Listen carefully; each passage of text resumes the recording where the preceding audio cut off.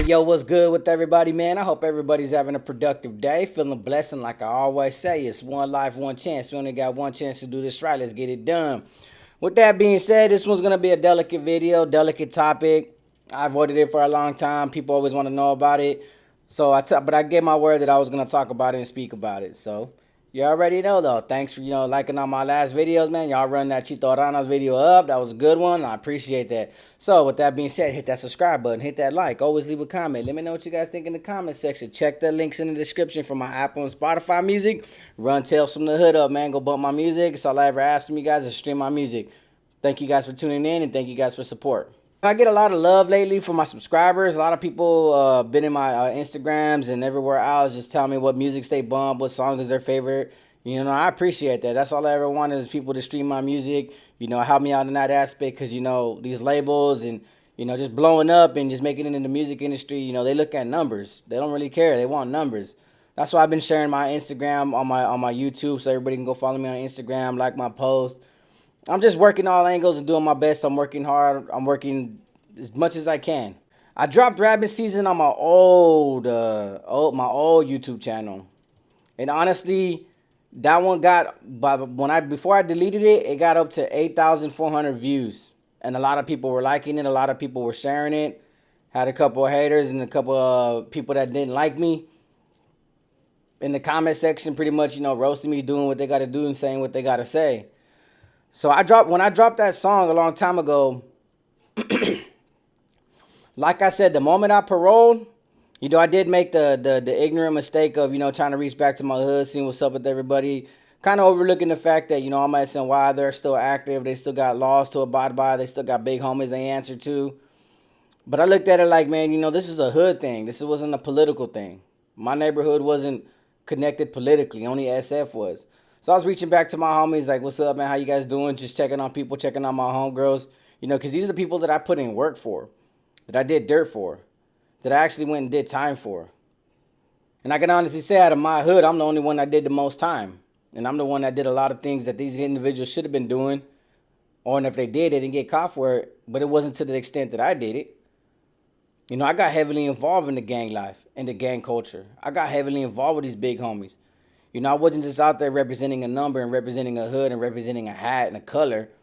I went full-fledged. I involved myself in anything. I raised my hand for anything. So I thought that, these homies would kind of remember that and appreciate that, but they didn't. Instead, no matter what girl I kicked it with, these girls were getting targeted for being around me or for dating with me or sleeping with me. So imagine what it's like for a woman that's not really involved in this aspects, but she knows somebody that knows somebody, or she's been to parties, kickbacks, barbecues, been around these dudes, maybe messed around with a couple of these guys. But women don't get involved in the politics like that. Not all women. Some do. Some are with the business, bro. Some are really with the business. But a lot of these women, they just go and have a great time with their homegirls. Obviously homies are going to invite a girl that has homegirls so they can get their flirt on and get their boogie on. It wasn't my fault that I came out and all I was doing was, instead of kicking it with guys, I was kicking it with girls, and I was trying to sleep with whoever and whenever and however. But then I started getting a lot of girls saying that they couldn't kick it with me because they were threatened by this person, or saying if they were seen with me that they were going to get it too. So I started getting a little frustrated because a lot of people started cutting me off after my name started getting out there. Mind you, I didn't take the first initiative. I didn't take the first step. It wasn't until I got jumped after the Fresno Bulldog incident when I started to realize that everybody was started knowing who I was and started pointing me out and pretty much putting a target on my back. See, I didn't ask for that target on my back. I asked to come home. I asked just to be left alone. All I wanted to do is what everybody else is doing. Get on social media, Facebook, become popular, become famous, get on Instagram, meet some of the most beautiful women in the world, and just do what I got to do. Just have fun. 15 years locked up in a cell, you want to experience your freedom on all type of levels. So there was an incident. I've been hearing about T-Town. Now, I'm not going to say this is valid, but I heard that my boy Johnny Flores, had a big part in that. I guess he created like a smoke shop in the beginning, and then I don't know if they bought it out or they turned it into that, but that was his business. So I went to go check it out. Seen a lot of nice clothes there. So I started shopping around. I started buying a couple of shoes. I was working out Central Alameda. I was getting paid well. So I was just getting geared up. And as I'm coming out the store, I'm with a girl that happened to be from Tulare. That was beautiful. And I see three West Siders walking in. One of them just happened to be a rapper from Tulare that I was beefing with at the time, who I'm not gonna mention his name. And they started banging on me. And they started saying disrespectful stuff. Now, when I first got out of jail, I didn't know how to control my anger issues. I was still aggressive. I still had that grudge. I still had that resentment. I still had that I want to retaliate on behalf of my cousin mentality. That I don't give a mentality. So when they start banging on me, I just told homegirl, man, get in the car. Just go ahead and get in the car. And she's like, no, you need to get in the car too. I was like, no, just get in the car. It's good. We're good. We're good. Just get in the car. I don't want you to get hurt. So she gets in the car, and I could just see the look on her face. She's scared. She wasn't even a part of this lifestyle. She's just a pretty girl that I met on Facebook. And I just walked up to him in the face, and I was like, bro, what's up, bro? If you're going to do something, but no wolf. I ain't trying to hear no wolf tickets, bro. Like, you guys are 3 deep right here, bro. What's good? And they started laughing at me, and they were like, bro, you're a little whoa. Yo, drop out this, drop out that. And I spit on one of their shoes. And then I started laughing. And that's when I said, that's what I thought, fool. You ain't finna do nothing, bro. Right here in broad daylight, you ain't finna do nothing. And that fool got hella mad that I spit on his shoes, but nobody busted a grape. And once I realized nobody was gonna bust a grape, I was like, you know what? Now would be a good time to exit the premises, because obviously nothing's gonna happen. But the least I need is for a phone call to be made and somebody drop something off. And so all they kept saying is like, oh, we got you, bro. We got you. We know where you at. We got you. We gonna catch you slipping. I'm like, yeah, whatever, dude. So I get in the car and I leave. So I'm pretty mad about that. And then I mentioned an incident of this before in one of my older videos. But pretty much another girl who I've never met, who happened to be from Tulare, they were posting her picture. They had screenshotted one of her Snapchat pictures and then posted a big old story saying, hey, wooty woo. This Northern Rider, and he's on site with Wolf. Anybody gets caught with this dude, they're on site too. We're putting in work. And this girl caught wind of it, added me on Facebook, messaged me, was like, hey, bro, I don't even know you. Why would they be saying this about us? They said me and you were together at the Drunken Donkey in Tulare, which is a bar. So I get back at her and I'm like, yeah, I'm sorry, I'm just really hated around here, I guess. And I understand that we never met. I'm sorry that this happened. I don't know how to clear this up. I really don't know how you want me to approach this matter. And she goes, nah, it's Chomps, this and that. It's Chomps with the will. He's being a freaking kid. He's acting stupid. He's putting everybody on blast, yada, yada, yada, yada, yada. I'm going to get at him. I'm going to talk to him. This fool's just acting like a little kid. So I went to her Facebook page, and she actually posted it. She goes, look at this fool over here putting my business out there. These fools act like little kids out here. And, bro, that comment section had over 200-something comments. All the women saying that these fools are fake gangbanging. This ain't even cool. Just leave people alone. All the women were making fun of these dudes. Making fun of this particular dude that she mentioned. There was even dudes in the comment section like, man, these fools are lames, bro. These fools ain't finna do nothing, this and that. So, it gave me motivation and confidence. Like, they don't got the support that everybody thinks that they have. So that kind of pressed my buttons. Like, bro, you're over here targeting women and putting women on site when I'm not even kicking it with the women. And for the ones that I do kick it with, like, they don't have nothing to do with this, bro. I'll tell homegirl step to the side and we can handle business like men.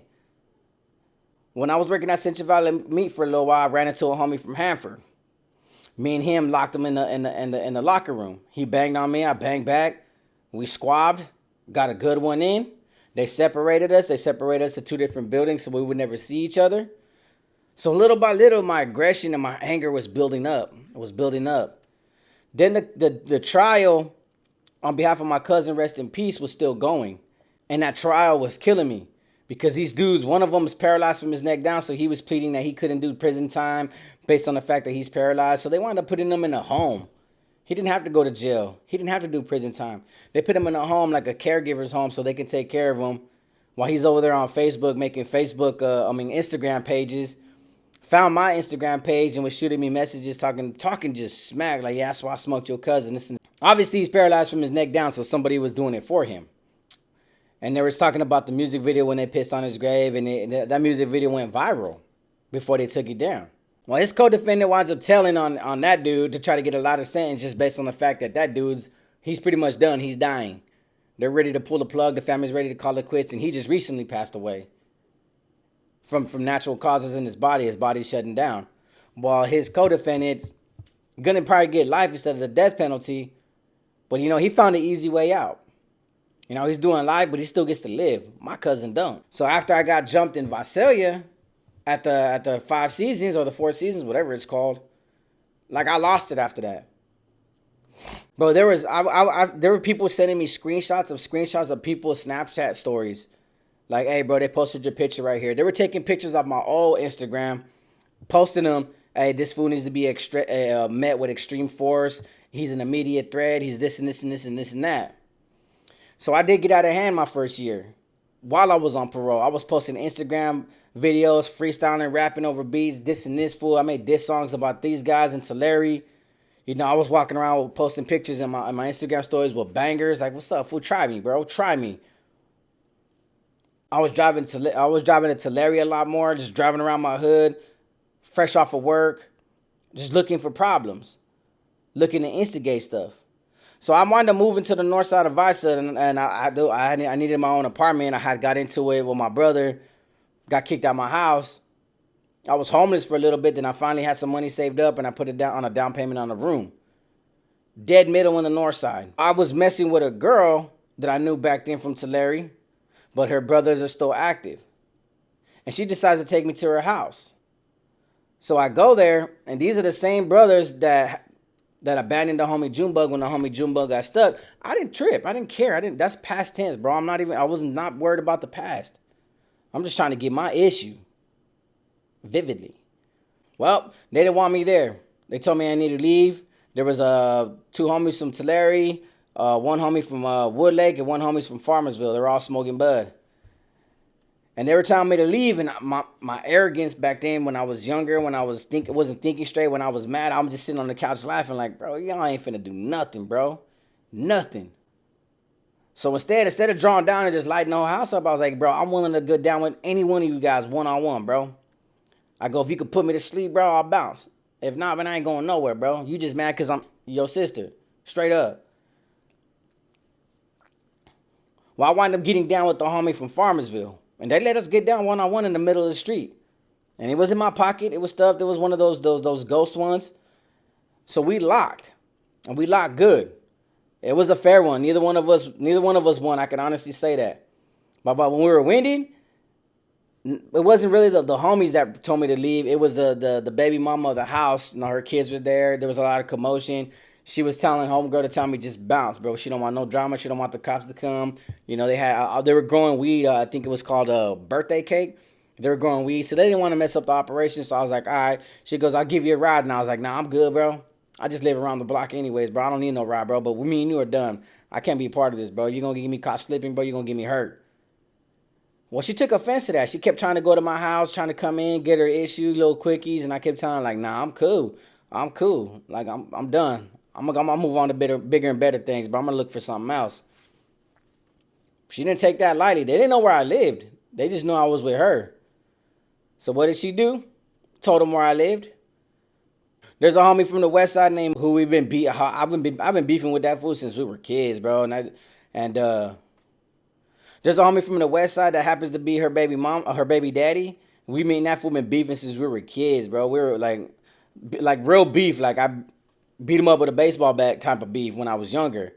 He pretty much sent a picture to her to send to me, and she decides to send it to me like it's cool, but she's telling me like, be safe, but he has a thing, and he's like, man, tell that fool I got this for him. Well, what happened was one day I'm pulling out of my car, and I'm like 2 hours from work. You know, I think I went to go pick up my laundry from my mom's house because I didn't have a washer and dryer, and I seen him walking his daughter. In the middle of the street, I hit the brake, and I hopped out. And the closer I got, like I really wanted to just do what I had to do. And then I realized, like, man, I can't do this in front of no little girl. She must have been like 6 or 8 years old. And he's by a bus stop on the north side of Vice, and he's holding his daughter's hands, and he just freezes up and looks at me, and you can see the scared in his face. And I just looked down at that little girl, and I just looked at him, and in my head, I was like, that's my message to you. Like, I could have got you, bro. I could have caught you slipping, but I had mercy. And I got back in my car, picked up my laundry, went back to my house, got dressed for work, went to work, messed with some girl from Hanford. Oh my gosh, it was bad though. But she did me dirty, bro. That's crazy. I'm gonna tell you guys about that later. Lo and behold, middle of the night, they come and they start taking pictures of my car. Bam. Started posting them. So now I'm getting mad, bro. I'm getting furious, bro. Furious. Like I'm hating the world, but back then I was banging real hard. And I was representing. I didn't really care no more. I was just about to get out parole, but I was like, forget it, bro. If I go back to jail, I'm gonna make it worth it, bro. Somebody's going down for this.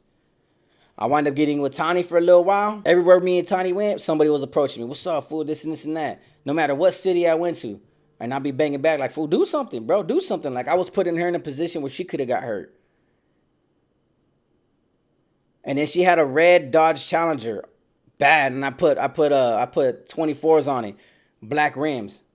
They started taking pictures of her car and posting it all over Facebook. That's why we ended up selling her car. Like, bro, that's what I was dealing with in the beginning. I went to go to Sacramento to do a music video.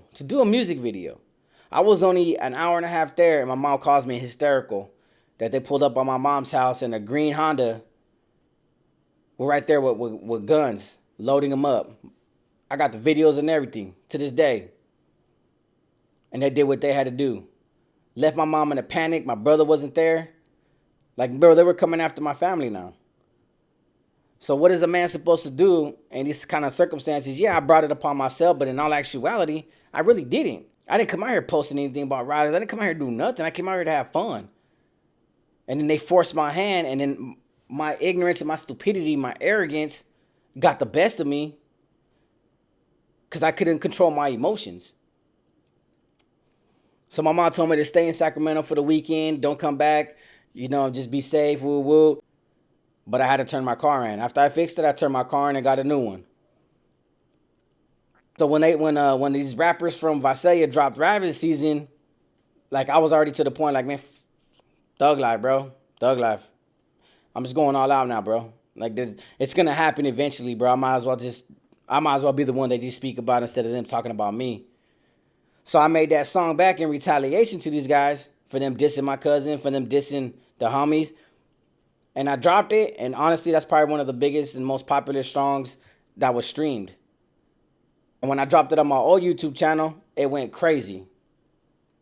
The thing about that's crazy is that I caught one of those dudes at the video at Walmart in Visalia with his girl. Once everybody seen that Rabbit Season blew up like that, and then I was willing to go against these guys, you'll be surprised how many non-affiliated people, non-regular people shooting me their addresses. Shooting me pictures of their house, shooting me pictures of the videos. I got videos of Southsiders chasing these fools. From Southsiders, like, hey, fool, since you doing a diss song on these dudes, I said, look, we got the scoop on them here.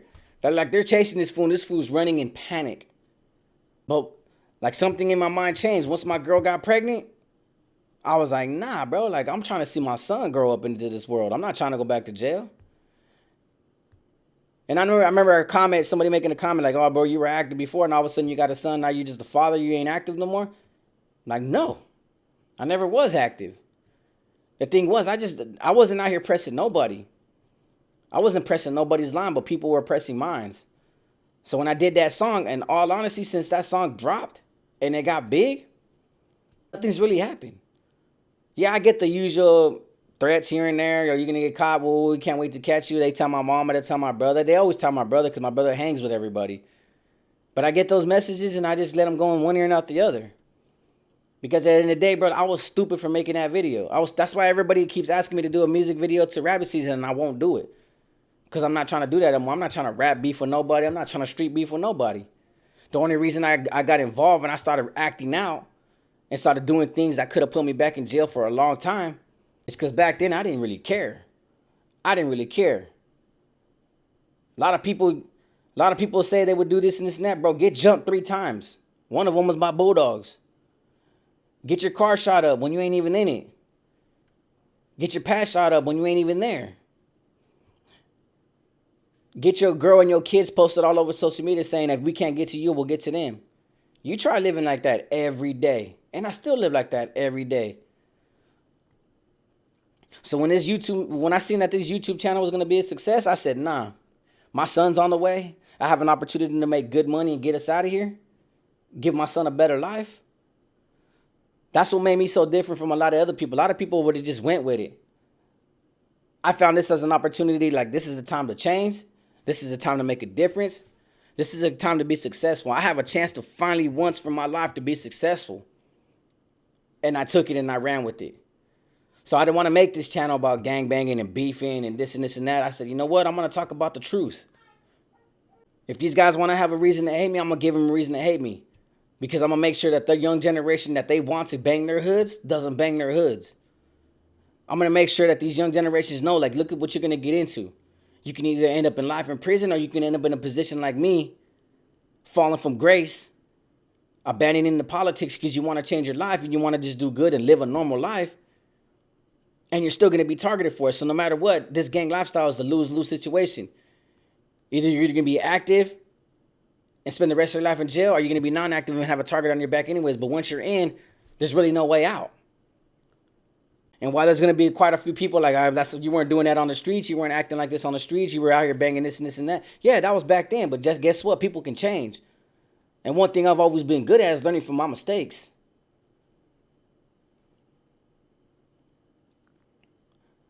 I was provided an option because of my success, because of the good jobs that I have, and bringing my son into this world. So trust me, my son is my priority. He's going to outweigh any decision I ever make. Because I'd rather see my son smile every day and grow up than be in that cell worrying about who else is going to try to take me out the game, than being in the streets trying to be the biggest and baddest that ever walked the planet Earth. I'd rather be at home with my son. I'd rather have my son throw up on my t-shirt before I have you stab me in my back. That's why this YouTube is so important to me now, because it's going to make a big difference. I know it will. And that's why I work hard every day and I stay on this computer every day. I pay attention to my comments. I pay attention to what's trending. I invested myself wholeheartedly in my job and working and this YouTube, because to me, this is all I need to give my son a better life. And it's very unfortunate that people rather see me react out here to these other beefs, to these other dramas, to the streets, than to see me succeed. But see, I don't need that support. I need the support from people that want me to succeed. And it's because of this opportunity in which I see I can give my son a better life, is going to be my main focus. So I don't need to beef with nobody. That's why I've never did the rabbit season video again. So overall, that was my story. There's a lot more to it, but there's a lot more that I really won't talk about on YouTube. But yeah, I got backed in the corner and my back was against the wall. And I had no other outlets and no other way to release my anger and combat it other than just doing the negative part. And that negative part almost put me back in jail, because I'm a two-striker. I did 15 years. I got 2 strikes. My next strike, I'm done for life. So I have to factor that in with every decision I make, with every video I make, with every topic I talk about, to make sure that I don't get placed in a predicament, which is a predicament I'm already in. But if I'm gonna go down for anything, at least people could say I was doing something positive with my life before I ended up in that grave next to my cousin. That way, when I see my cousin in them gates, I'm like, hey, bro, I really tried this time. Like, I didn't come out and be a knucklehead, bro. I really tried to make you proud, homie. You know, I lived up to one I wouldn't see. So, with that being said, like I always say, it's one life, one chance. We only got one chance to do this right. Let's get it done. Peace.